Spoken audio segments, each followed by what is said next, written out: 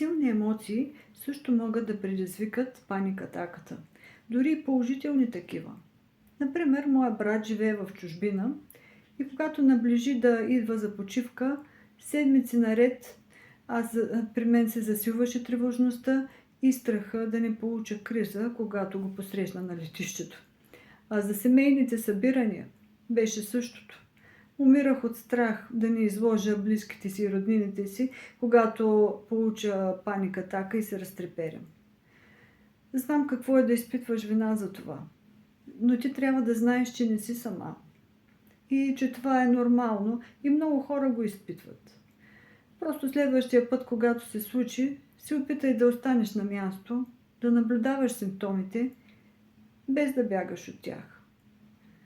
Има изход. Аз съм тук, за да го видиш. Има такъв.